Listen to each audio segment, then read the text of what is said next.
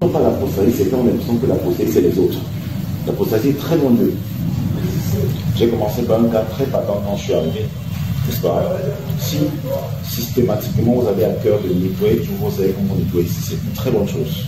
Et si vous ne le faites pas, et que vous le faites plus, vous voyez que la nuit on vous a trouvé, c'est plus dehors, non? C'est pas ça? Je ne sais pas si vous avez les yeux chats, mais moi je n'en ai pas. Vous étiez dehors pendant la nuit, non? Je ne sais pas si c'est le même engagement que vous avez chez vous, même quand il y a personne. Si c'est le cas, je vous encouragerai. Si ce n'est pas le cas, c'est de l'hypocrisie. C'est de marque d'hypocrisie.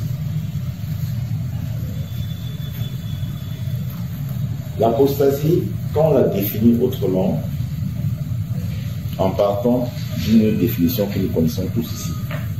Apostasie veut dire quoi, toi? Ça veut dire quoi, toi? Ça veut dire quoi, l'apostasie? C'est que vous voyez que nous sommes d'accord, c'est une définition triviale. L'apostasie abandonne la foi. Mais il faut donner d'autres éléments pour comprendre très bien l'apostasie telle qu'elle est réelle. Parce que quand vous dites abandon la foi, vous voyez, vous parlez avec une évidence comme si ça ne peut pas vous concerner vous-même. Mais ce n'est pas seulement ce que l'apostasie veut dire. Et vous allez remarquer que, en écoutant très bien, il parle bien d'un certain type de comportement dans l'Église. L'apostasie, c'est l'abandon de la foi du point de vue de Dieu, mais qui n'est pas considéré comme tel par ceux qui prétendent toujours exercer la foi. Parce que quand on parle sur l'abandon de la foi, on a l'impression que tous les chrétiens peuvent identifier l'apostasie. Mais parce que ce n'est que l'abandon de la foi. Non. L'apostasie veut dire l'abandon de la foi ou encore l'abandon de la fidélité selon Dieu, du point de vue de Dieu, par ceux-là qui continuent de feindre à la fidélité à Dieu. C'est pour ça que vous verrez très bien que la plupart des chrétiens apostates peuvent facilement définir l'apostasie et présenter l'apostasie. Moi, je suis dans les communautés, les gens disent que voilà le système, voilà Babylone, voilà ceci. Ils présentent toujours les apostates ailleurs, tout en disant que parfois eux-mêmes ils sont des apostates. Parce que l'apostate ne sait même pas que lui-même il n'est plus fidèle à Dieu. Alors, comment savoir qu'on n'est pas fidèle à Dieu? C'est très simple. C'est au niveau du degré d'obéissance, n'est-ce pas, par rapport à des choses que Dieu nous a déjà montrées et nous a déjà poussé à abandonner. Une personne m'a posé la question aujourd'hui, comment est-ce qu'il est possible de pouvoir prétendre à être ami à Dieu? Bref, est-ce que, je vais reformuler, la personne me pose la question, comment est-ce qu'on peut être ami à Dieu? Et je réponds à cette personne que, mais pour être ami à Dieu, il faut renoncer aux œuvres. Et la personne me regarde étant surprise. Parce que la personne s'attend à ce que je sorte des théories très très compliquées. Et souvenez-vous, une musique qui a été très très écoutée, suivie, que ce soit par des chrétiens et surtout des païens. Mon meilleur ami, mon ami de tous les jours. Vous avez vu, la plupart des gens écoutent cette musique quand ils se sentent déçus. Mais ils ne se posent pas la question de savoir pourquoi ils se sentent déçus. Comme l'apostate est celui qui sait bien qu'on perd la foi, mais qui ne réfléchit pas sur lui-même, son comportement qu'il affiche actuellement afin de voir si c'est réellement en phase avec la foi. La plupart des gens sont frustrés. On est souvent déçus. N'est-ce pas? Or, le problème, c'est que dans cette déception, tout le monde prend parfois cette musique et dit mon meilleur ami. Mais il faut se poser la question. La déception que tu ressens dans toi, est-ce que c'est une déception qui est propre à tes propres turpitudes ou c'est une déception qui est propre au véritable rejet par rapport à la vérité? Beaucoup de gens ne veulent pas se poser cette question. Et j'expliquais ça à cette personne. Je vous dis, faisons très attention, monsieur. La foi n'a pas de pensée. Cette nuit encore, je pouvais me retirer un peu. Et parfois, ça m'arrive, c'est-à-dire, je réfléchis plus profondément. Je disais à une personne hier que quand je réfléchis parfois sur les choses de la foi, je me rends compte que, en réalité, souvent je me rends vraiment compte, quand j'observe un peu la communauté, et que j'observe un peu ma façon d'être, je me rends compte que crois que je suis votre maître. Je suis beaucoup plus humble que presque tous. Je me suis rendu compte que les reproches qu'on peut souvent faire aujourd'hui, il y a tellement de résistance pour des personnes qui n'ont pas encore compris grand-chose à accepter ces reproches. Mais pour ceux qui ont vraiment été avec moi, quand je vous dis des choses dont je me reconnais, la plupart je ne suis même pas, je ne parle même pas. Je ne cherche même pas à démontrer, à te démontrer que non, je ne cherche même pas à faire ça. Et c'est autant que je me pousse encore beaucoup réfléchir, je me pose vraiment des questions sur la volonté réelle des gens parmi de changer de mentalité. D'où je reviens à l'apostasie. Mon meilleur ami. Beaucoup, que ce soit mon meilleur ami ou que ce soit n'importe quelle autre musique, s'en imprègnent parce qu'ils estiment être incompris des autres. Et cette personne me demande, mais parce que dans cette musique, on dit, la personne qui chante cette musique laisse l'impression que il n'y a personne qui peut la comprendre si ce n'est Jésus seul. J'ai dit à cette personne que, d'abord, parfois on peut le chanter parce que ça vous avait déjà vous êtes déjà un peu instruit selon une certaine vérité divine. Mais ça, c'est une chanson qui, à un moment donné, peut friser l'apostasie. Parce que celles qui chantent veulent laisser l'impression aux gens qu'à des moments de leur vie, personne ne peut le comprendre si ce n'est Dieu. D'abord, ça a mis les Saintes Écritures. Parce que Dieu s'assure toujours à fonctionner selon son organisme qu'il a laissé dans ce bas monde. Et je disais encore à une personne dernièrement que quand vous voyez les chrétiens aujourd'hui se comporter, je vous assure que si même l'apôtre Paul était avec eux, il devait avoir l'impression que l'apôtre Paul n'est pas du tout capable de pouvoir les aider. L'apôtre Paul n'a jamais été parfait comme Jésus-Christ. Oui, j'attire votre attention. Il y a beaucoup de choses qui se passent. Et le Christ va dire, beaucoup à la fin des temps, diront, Seigneur, nous avons fait des choses en ton nom. Il va leur dire que je vous ai jamais connu. J'attire seulement votre attention sur cette musique qui est très écoutée. Il y en a plusieurs autres comme ça que les gens écoutent quand ils sont généralement déçus, sans pourtant chercher à se remettre véritablement en question. Elles chantent que toi seul peux me comprendre. D'abord, c'est une aberration. Dieu lui-même dit qu'il a laissé les prophètes sur la terre. Dieu lui-même. Et ça, ce n'est pas maintenant. Ça a toujours été comme ça depuis longtemps. Allez lire l'Ancien Testament. C'est vrai, c'est faux. Mais quelqu'un dit que toi seul peux me comprendre. Ça veut dire qu'en fait, ce que Dieu a dit, c'est un menteur. Or, la Bible dit qu'il est impossible que Dieu soit trouvé menteur. J'attire votre attention parce que vous avez l'impression que la procédure soit très loin. Et de deux, posez-vous des questions. Quelle est cette musique chrétienne que la plupart des parents peuvent écouter sans jamais chercher à se remettre en question, sans jamais chercher à changer de mentalité? Et même si après, on est face à la musique véritablement chrétienne, la façon dont les gens approchent cette musique est propre à eux. Ce n'est pas selon Dieu souvent. Parce que dans l'apostasie, on a cette capacité à nous servir de ce que Dieu a dit, mais à nous en servir selon des fins, bien pour des fins fondamentalement personnelles.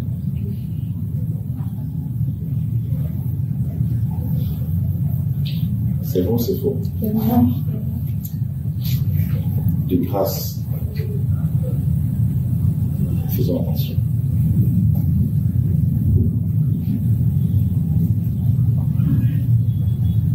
Et je vous ai déjà instruit dans le passé, par certains enseignements.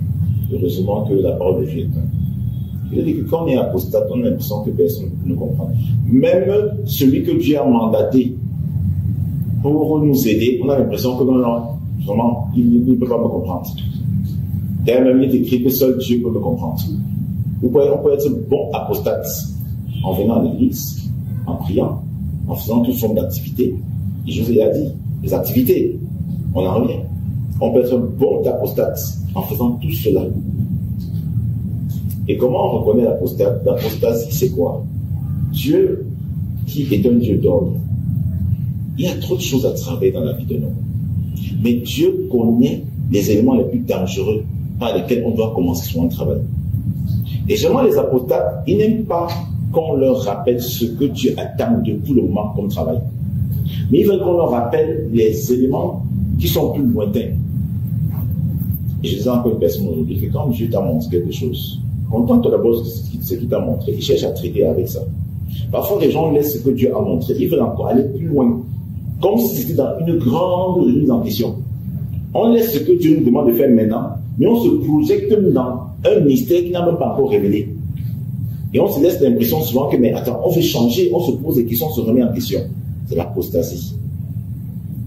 Vous allez voir que le Seigneur a toujours fonctionné comme ça. Avec tous les hommes. Même quand on parle d'Abraham, il n'était pas encore parfait. Mais quand je lui dis, commence par ça, c'est d'abord ça. Et une personne va avoir un problème précis à l'endroit. Quand on lui dit, arrête ça, fais ça, il va vous laisser l'impression que non, tu ne comprends pas. Il va toujours faire exactement cela et il peut laisser l'impression que non, il est sain parce qu'il agit comme dans votre dimension. Je vous assure, vous n'avez pas idée de ce que veut dire l'apostasie. Faites très attention. Quand le Saint-Esprit, c'est pour ça que je vous ai raconté tout à l'heure que Dieu ne fonctionne pas comme les gens pensent. Dieu agit sur la base de l'organisme. On peut dire organisation, mais je parle d'un organisme parce que l'Église c'est un organisme. Dieu n'agit pas en dehors de l'Église. On ne vous raconte pas des bêtises. Les gens qui veulent fonctionner en Saint-Breton, en électron libre, c'était perdu. Dieu n'agit jamais en dehors de son organisme. Et c'est dans le sein de son organisme qu'il nous parle truchement des personnes indiquées qu'il a choisi un moment précis, nous montre parfois, parce que ce n'est pas un jeu de confusion, et parfois quand il nous le montre, comme nous sommes encore trop pleins de nous, on a souvent l'impression que ce qu'il montre ne peut pas être ça, parce que nous avons plutôt une idée de ce qui doit être fait en priorité. Mais dites-moi que c'est de l'apostasie. S'il vous plaît. S'il vous plaît. Répète après moi, apostat. L'apostasie veut dire l'abandon de là, tout en prétendant faire exactement ce que j'attends d'eux. Ça veut dire que du moment où Dieu te pointe ça, que tu penses à logique ou pas, comment ça va travailler par ça? Parce qu'il y a trop de sagesse en l'homme et de raisonnement. Mais Dieu est le grand sage. L'apôtre Paul parle de Dieu comme le sage architecte qui peut s'égaler à la sagesse du Créateur. C'est par cette sagesse que Dieu a établi les fondements de l'univers. Pas de notre petite conscience de l'univers. Et vous allez voir que dans ce temps-là, c'est ce qui se passe. J'étais aujourd'hui en train de scroller un peu sur Facebook, un peu le matin là. Et quand je scrolle sur Facebook, je vois une vieille amie avec qui nous étions à Denver, qui est aujourd'hui apostate. Mais elle prend un passage qu'elle met sur sa page, elle a 2 versets.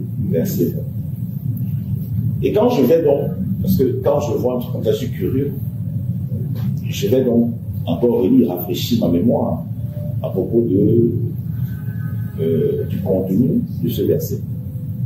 Et je me rends compte qu'elle a 2 versets. C'est Pierre, l'apôtre, Jacques, Jean qui préconisaient à Paul de ne pas abandonner les pauvres, de se soumettre les pauvres. Je crois qu'en réalité, elle a mis, parce qu'ils ont une logique maintenant, c'est qu'il suffit de donner pour être forcément approuvé par Dieu. Et quand j'ai vu ça, je me dis, mon Dieu, c'est pas possible, l'apostasie entre les faits forts. Une personne sait clairement qu'elle est hors de la foi aujourd'hui. Elle prend un passage parce qu'elle estime Dieu l'a béni financièrement, qu'elle met devant et elle présente ce passage pour montrer aux gens que voilà le chemin que Dieu a montré. Dieu nous a demandé de nous souvenir des pauvres. Est-ce que Dieu nous a seulement demandé de nous souvenir des pauvres? Vous devez savoir, la meilleure façon pour vous de savoir exactement ce qu'il faut commencer à travailler, c'est d'être d'abord dans une obéissance par laquelle Dieu vous emmènera dans une cellule de base où des personnes indiquées, ou une personne indiquée pourra vous dire, au-delà de ce que vous disiez, voilà ce que Dieu attend exactement de vous-même. La Bible dit que la lettre tue, mais c'est l'esprit qui vit. Allez faire des incantations avec les sons partout. Tant que vous ne respectez pas ce protocole, vous n'allez jamais rien comprendre ce que Dieu attend. Les sons que vous lisez là, ce n'est pas encore l'esprit, c'est la lettre. Pour que l'esprit agisse, il faut accepter d'être moulé par le protocole de Dieu. Et je me rends compte que dans ce temps-là, c'est incroyable. Il y a des gens qui sont perdus, qui parfois prennent un verset biblique, qui plancardent comme ça. Mais qui vous a dit que ça se passe? Quand le Seigneur dit non, fais ça, on refuse. Mais on se dit que non, en faisant plutôt ça, le Seigneur va nous comprendre. Le Seigneur n'est pas là pour nous comprendre. On a déjà fait trop de bêtises. Nos ancêtres, Adam et Ève, ont des gamins, sont à leur place, ils ont fait pareil. Et Dieu a essayé de construire un canevas par lequel il devait racheter l'humanité. Vous me comprenez? Évitons de tomber dans le New Age. Le New Age qui veut que Dieu nous comprenne selon nos représentations. Voilà pourquoi dans les Saintes Écritures, vous voyez, on parle de l'enfant roi. C'est l'enfant ignorant qui va venir imposer à Dieu comment est-ce que Dieu va le bénir, comment est-ce que Dieu va l'encadrer, comment est-ce que Dieu va le conduire. C'est l'apostasie. Voilà pourquoi le système de déclaration est très apprécié par les apostates. Ils aiment seulement déclarer. On dit bien je déclare, on n'a pas dit je déclare. Quand tu dis je déclare, n'est-ce pas, je suis un enfant de Dieu, rien ne pourra m'atteindre au nom de Jésus. Ça, c'est toi qui déclares. Mais est-ce que Dieu sait que tu es un enfant de Dieu? Est-ce que c'est parce que tu as déclaré que rien ne va vraiment t'atteindre? Vous voyez qu'il faut faire très attention. Et ce sont les convictions qu'on peut parfois avoir à un moment donné quand on refuse de faire exactement ce que Dieu nous demande de faire. Ah, de toutes les façons, on exagère. De toutes les façons, on fait ceci. Moi, je sais que ce que je suis en train de faire est vrai. C'est une forme de déclaration. Je déclare que ce que tu dis là, ce n'est pas ce que je crois. Parce que je crois que Dieu me demande de le faire. C'est parce que je suis un enfant de Dieu. J'ai toujours dit que vous ne pouvez pas prétendre à aimer la vérité et à insister de quoi vous pouvez être en harmonie avec une personne qui n'aime pas du tout la vérité. Et il dit que, effectivement, la bête va réussir à unifier tout le monde et à laisser l'impression que tous recherchent la même paix. Vous comprenez? Il parle ici de religion, mais je vous parle d'autre chose. Et j'ai toujours eu à vous enseigner là-dessus. Je vous ai toujours dit, faites très attention, parce qu'on se rend compte étrangement qu'aujourd'hui, la plupart des chrétiens veulent à tout prix l'assentiment de ceux-là même qui ne veulent pas du tout de la vérité. Et on fait tout souvent pour être en paix et pour faire des fausses paix avec des gens qu'on estime être complètement en porte-à-faux avec la vision de Dieu. Je vais vous rappeler ici un passage du prophète Amos. Le prophète Amos, dans le chapitre 3, au verset 3, va dire « Deux personnes ne marchent jamais ensemble s'ils n'ont pas la même vision. » Et par ce passage, cet homme de Dieu nous fait comprendre que si, en réalité, nous estimons que nous sommes en paix avec ceux qui ne croient pas fondamentalement la vérité de Dieu, c'est qu'en réalité, nous sommes des apostates. Vous savez que l'apôtre Paul aux Corinthiens va dire de ne pas avoir des rapports avec ceux qui se nomment. Mais après, il va dire, je ne vous dis pas de ne pas avoir des rapports exclusifs, mais sachez seulement que vous ne pouvez pas avoir des rapports inclusifs avec ceux qui disent que, mais qui font ceci. Ça veut dire que l'apôtre Paul savait très bien qu'en tant que chrétien, il tolère certaines personnes, sans pour autant estimer que ces gens-là soient ses amis, parce qu'ils ne partagent pas la même vision. Vous comprenez? Alors, vous voyez qu'à partir du moment où on estime être chrétien et qu'on a plus foi fondamentalement à des gens qui n'ont pas la vision de Dieu, ça veut dire qu'on est un apostat ici. Vous voyez d'accord ou pas? Et vous allez vous rendre compte que nous vivons un temps merveilleux, un temps spectaculaire, un temps magnifique, mais un temps renversant, où les chrétiens vont se retrouver dans toute forme de compromission tout en estimant être exactement avec Dieu. Regardez comment aujourd'hui on est capable de mourir, de payer cher notre mort juste parce qu'on fait des fausses paix. C'est pas maintenant que je vous en parle. Je vous ai dit, à l'époque, je vous en parlais, même toi, m'a dit, dans les familles, les gens sont capables de faire des fausses paix juste parce qu'on veut être en amour. Vous devez savoir qu'il est impossible pour vous d'être en unité d'esprit si vous dites que vous êtes en vérité avec une personne qui n'a jamais accepté. Vous comprenez? Jésus-Christ a été avec Judas. On n'a jamais dit qu'il était en union avec Judas. Il tolérait Judas. C'est Judas qui croyait qu'il était en union avec Jésus-Christ. Il était dans une tolérance. Et vous voyez que du simple fait qu'il n'a jamais été en union avec Judas, il n'a jamais failli sur la base des conseils que Judas lui a donnés. Combien de personnes aujourd'hui faillissent sur la base des conseils que les gens qui n'aiment pas tout la vérité leur donnent, mais qui laissent l'impression que ça les affecte pas, mais ça les affecte personnellement en tant que chrétien. Et ici, je fais comprendre qu'attention, nous parlons de quoi? Nous parlons de quoi? L'apostasie. L'apostasie. À le monde, souvent, des personnes qui croyaient plus à des personnes païennes, que ce soit dans leur famille, que ce soit dans leur lieu de travail, que ce soit ici, plus que des personnes chrétiennes. Et vous voyez, quand on est apostate, on doute même des vraies personnes qui montrent parfois le chemin de la vérité. Vous comprenez? Il dit, quand on est apostat, on doute même des vraies personnes qui nous montrent le vrai chemin. C'est pour ça que vous avez remarqué, et je vous ai parlé quand à l'école publique, la loi de l'attraction. Qui s'en souvient? La loi de l'attraction. Quand vous avez déjà un certain nombre de valeurs, vous êtes attiré par les gens qui partagent les mêmes valeurs que vous. Vous comprenez? C'est ça que quand Dieu sent, il y a comme vous avez des impuretés. Quand il vous lâche, vous allez toujours partir vers les gens qui partagent les mêmes visions et qui vont vous dire des choses que vous voulez. Et donc vous aurez l'impression qu'ils sont là pour votre bien. Pourtant, en fait, ils sont en train de vous enfoncer davantage. Si vous croyez que je raconte l'histoire, allez lire une fois de plus la Torah. L'histoire du fameux roi. Saül. Non. Il y a des paroles Saül, mais je ne peux pas le dire maintenant. Je veux parler de ce roi à Ézéchias, qui s'est lié à qui? À Akab. Vous voyez la loi de l'attraction. Quand vous partagez les mêmes valeurs, et Dieu dit quoi? Qu'il a envoyé lui-même un esprit d'erreur. Dieu. Vous écoutez ça? Dieu envoie un esprit d'erreur. Comme il t'a perdu, il voulait écouter le mensonge, Dieu a donc envoyé un prophète à l'heure. Et dites-vous bien que le prophète peut être n'importe qui. Le prophète peut être ton ami d'enfance. Le prophète peut être ton patron, ta patronne. Ton prophète peut être ton mari. Ton prophète peut être ta femme. Ton prophète peut être ton grand frère, ton petit frère, ta grande soeur, ta petite soeur. Vous comprenez? Vous êtes toujours enseigné cela. Chacun d'entre nous a un prophète. Et ce n'est pas parfois comme il pense. Parce que ton vrai prophète même peut être hors du champ de l'église. C'est-à-dire que dans l'église, on va te dire ceci, mais quand la personne là-bas te dit ça, mine de rien, quand même, tu commences à réfléchir que la personne peut avoir raison. Pourtant, dans l'église, quand tu as dit ça, tu n'as pas eu le même choc, le même sentiment de prise de conscience. Vous comprenez? S'il vous plaît, ne nous amusons plus à parler de la grossesse n'importe comment. Parce que nous pouvons parler des choses dans lesquelles nous sommes réellement et très, très profondément ancrés. Et je vous dis que le jugement de Dieu va être terrible. Beaucoup seront très surpris. Lorsque Dieu a envoyé Enoch pour avertir de ce qui devait se passer, parce que Enoch a d'abord parlé du déluge, les gens n'ont pas écouté. Il dit bien Enoch.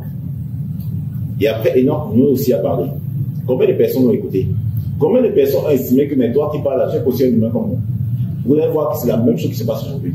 Quand vous dites aux gens que Dieu m'a montré ça, Dieu m'a montré ça, ils n'écoutent pas plus que vous dites que essayez de voir par ces lunettes, même souvent mal intentionnées, des petites erreurs que vous pouvez faire. Pour dire que mais, toi qui parles comme ça, tu crois que toi-même tu peux être concerné par ça. Je vous parle en tant qu'un prophète de Dieu. Et si vous ne me croyez pas, très bientôt, chacun d'entre nous va comprendre. Il y a des gens qui vont préférer ériger leur père comme leur Dieu, leur mère comme leur Dieu, leur mari comme leur Dieu, leur femme comme leur Dieu, leurs enfants comme leur Dieu, leurs frères comme leur Dieu, leur patron de service comme leur Dieu, leur travail même comme leur Dieu, leur voyage comme un Dieu, leur mariage comme un Dieu, tout comme un Dieu. Jésus-Christ n'avait pas dit cela. Donc, quand nous le rappelons, n'ayez pas l'impression que je suis en train de vous en vouloir. Nous tous, nous voulons être sauvés. Si du moins, nous avons tous la même ambition. Parce qu'il faut d'abord être sûr qu'on a la même ambition. Communiquer, est-ce qu'on est certain qu'on partage tous en commun la mission de Dieu?